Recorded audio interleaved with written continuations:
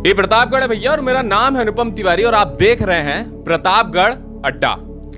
देखिए UP boards के result अभी कुछ दिन पहले आउट हुए और सभी बच्चों ने बहुत अच्छा परफॉर्मेंस दिया। 83% यूपी बोर्ड का रिजल्ट रहा इस बार और जितने भी बच्चे अच्छा नंबर पाए हैं उन सभी को प्रतापगढ़ अड्डा की तरफ से ढेर सारी शुभकामनाएं और उन सभी को प्रतापगढ़ अड्डा की तरफ से ढेर सारा आशीर्वाद। आप ऐसे ही पढ़ते रहिए और लगातार आगे बढ़ते रहिए। इसी क्रम में आगे बढ़ते हुए हम थोड़ा देखेंगे एक छोटी सी बच्ची के बारे में हम बात करेंगे जिसने प्रतापगढ़ में क्लास 10th में दूसरी रैंक हासिल की है। इस बच्ची ने दूसरी रैंक हासिल की। हम इस बच्ची से बात करेंगे और इसके पिताजी हमारे साथ हैं, उनसे भी हम बात करने की कोशिश करेंगे। और सबसे अच्छी बात, इनके पिताजी एक शिक्षक हैं तो उनसे उनकी राय भी जानेंगे कि आखिरकार शिक्षा के बारे में उनकी क्या राय है। तो बच्ची हमारे साथ है, आइए हम थोड़ा उससे बात करने की कोशिश करते हैं, थोड़ा उसके बारे में जानते हैं और उसकी दिनचर्या के बारे में जानते हैं। किस तरीके से उसने पढ़ाई की, किस तरीके से उसके घर का माहौल था और क्या क्या उसने किया जो इतना अच्छा नंबर उसने पाया। ठीक है, तो बच्ची हमारे साथ है, आइए हम इससे बात की शुरुआत करते हैं। तो बेटा सबसे पहले आप अपना नाम बताइए। Hello, my self Vaishnavi Dwivedi. Vaishnavi Dwivedi. Vaishnavi Dwivedi इन्होंने क्लास 10th में पूरे प्रतापगढ़ में दूसरा नंबर, दूसरी रैंक हासिल की है और पूरे प्रतापगढ़ का मान रोशन किया है। अपने घर परिवार, अपने स्कूल और पूरे सदर विधानसभा का इन्होंने मान ऊपर किया है। तो आप बताइए कि किस तरीके से आप पढ़ाई करती थी और दिन भर में लगभग कितने घंटे आप पढ़ लेती थी? दिन भर में स्कूल, कॉलेज और घर पे पढ़ाई मिला के 10 से 12 घंटे हो जाते थे।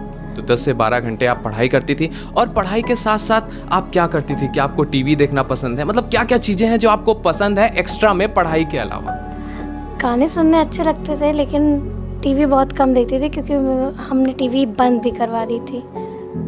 9th और 10th के अबव में हमने टीवी बंद करवा दी थी। अच्छा, तो देखिए टीवी इन्होंने बंद करवा दिया था और जितने भी बच्चे हमको देख रहे हैं और जितने भी गार्जियन हमको देख रहे हैं तो टीवी वगैरह बच्चों को दूर रखिए क्योंकि ये सब चीज़ें कहीं ना कहीं उनके दिमाग में बुरा असर डालती हैं।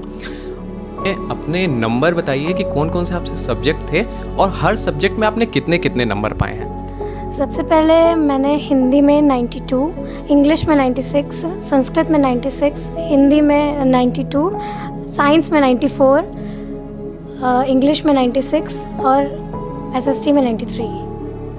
तो अच्छा बच्चे आप ये बताइए कि आपने हर सब्जेक्ट की कैसे कैसे तैयारी की थी, क्योंकि क्लास 10th में माना जाता है कि साइंस और गणित ये दोनों बहुत ही टफ ज़्यादा सब्जेक्ट होते हैं। तो इन सब सब्जेक्ट्स की तैयारी आपने कैसे की थी? आप अपनी जर्नी के बारे में बताइए और तैयारियों के बारे में बताइए। सबसे पहले मैथ्स आप समझिए कि उसमें एक्सरसाइज को हमें एक बार लगा के भूलना नहीं चाहिए, उसे बार बार रिवीजन में लाते रहना चाहिए। फॉर्मूले का एक अच्छा चार्ट बनाना चाहिए जिसे आप दीवार में लगाना है और लगातार सुबह उठते और शाम को सोते समय एक बार देख लेना चाहिए जिससे वो प्रिपेयर रहता है। और साइंस में बात करूँ, फिज़िक्स, केमिस्ट्री और इन सब में बहुत फार्मूले होते हैं तो ये सब भी ऐसे ही चार्ट बना के करना चाहिए। और बायो आपको एक बार हर टॉपिक को एक बार रिवीजन में ज़रूर रखना चाहिए दिन भर में, इससे आपका मार्क्स अच्छा आएगा और कुछ भूलेगा भी नहीं।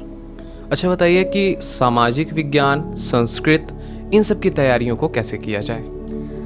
एसएसटी की बात करूँ तो एसएसटी में आपको पढ़ना मतलब एक तरीके से रटने वाली विद्या होती है, उसे आपको खूब पढ़ना चाहिए। और मैं अपना बताऊं तो मैंने एसएसटी को लास्ट मोमेंट पे मतलब 1-2 महीने में ध्यान दिया और उस समय मैंने उसे लर्न किया तो उसकी वजह से थोड़ा नंबर मेरा 93 ही हुआ बट अच्छा गया। और संस्कृत की बात करिए तो अच्छा सब्जेक्ट है, एक लैंग्वेज है जिसे हमारी संस्कृति की है तो इससे नंबर भी गेन होता है, ज़्यादा आपका स्कोर होता है। तो ये सब्जेक्ट भी अच्छा है, इसकी भी तैयारी आपको जैसे सारा धातु है, लकार है, सब दिन भर में एक बार ऐसे बोलते रहना चाहिए जिससे आपको लर्न रहेगा। तुमने देखा और सभी बच्चों ने देखा कि आपको लगातार पढ़ना ज़रूरी है और हर चीज़ों को छोटी छोटी चार्ट बना के, जैसे आपने मैथमेटिक्स पढ़ा तो उसका छोटा सा चार्ट बना लीजिए, फॉर्मूलाज लिख लीजिए और चीज़ों को रिवीजन करते रहिए। देखिए मैं आपको एक सूत्र बताऊं, आप कितना पढ़ रहे हैं ये मैटर नहीं करता, आप क्या पढ़ रहे हैं और उसका रिवीजन कर रहे हैं कि नहीं कर रहे हैं ये मैटर करता है। अगर आप रिवीजन रोज कर रहे हैं और अच्छे से कर रहे हैं तो जितना पढ़ रहे हैं उतना ही आपको काफ़ी नंबर दे जाएगा। तो अच्छा बच्चे आप ये बताइए कि आपको घर से कैसा सपोर्ट मिला और मम्मी पापा ने आपको एग्ज़ाम के लिए और पूरी पढ़ाइयों के लिए कैसे आपको सपोर्ट किया?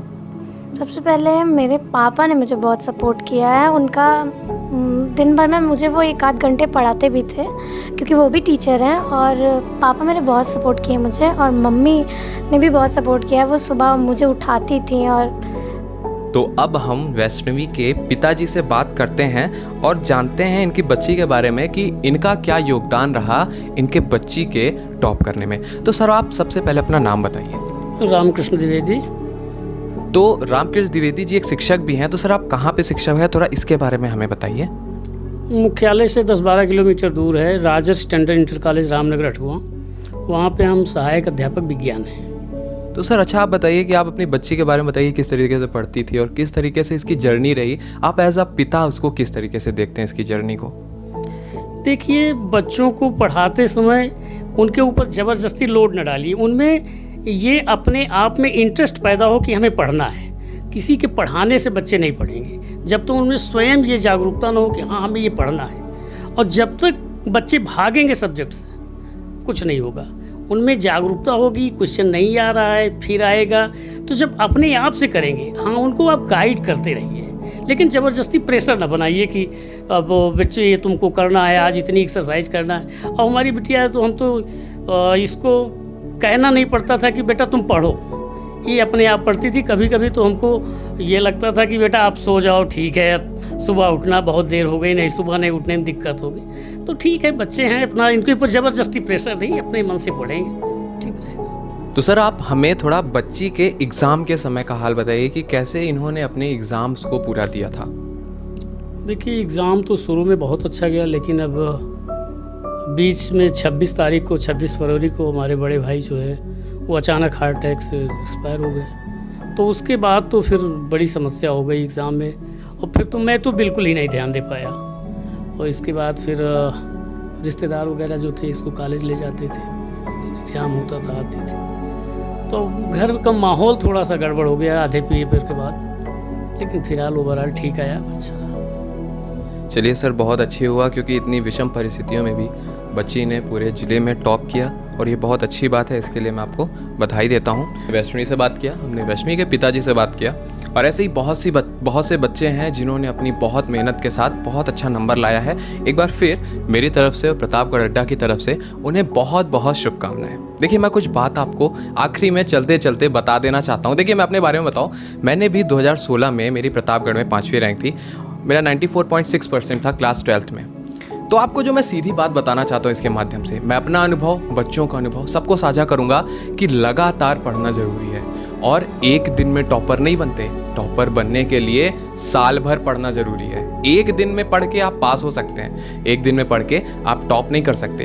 तो अभी लॉकडाउन का समय चल रहा है, अभी सब बच्चे अपने मज़े में है, कोई इधर कोई उधर घूम रहा है, सोच रहा है कि पढ़ाई लिखाई से मतलब ही नहीं। तो नहीं, ऐसा नहीं करिए। आप पूरा पढ़ाई करिए, पूरा समय दीजिए और लगातार पढ़ते रहिए। रोज़ आदत डालिए कि 6 से 7 घंटा हमें पढ़ना है तो पढ़ना है, इसके अलावा हमें कुछ नहीं देखना है। उसके बाद आप पढ़िए, उसके बाद 6-7 घंटे पढ़ने के बाद आप खेलिए, कूदिए, मज़े करिए, खाइए पीजिए, कोई दिक्कत नहीं। तो लगातार पढ़िए और हमेशा पढ़ते रहिए। जब आप लगातार पढ़ेंगे, साल भर पढ़ेंगे, तो खुदा ना खास्ता, भगवान ना करे कि आपके घर में अगर कोई परेशानी आए परीक्षा के समय, तो आप उससे ओवर हो जाएं और जो साल भर की पढ़ाई है वही आपको उस समय आपका सही मुकाम दिलाएगी। तो आपका बहुत बहुत धन्यवाद, आपने इतना समय दिया।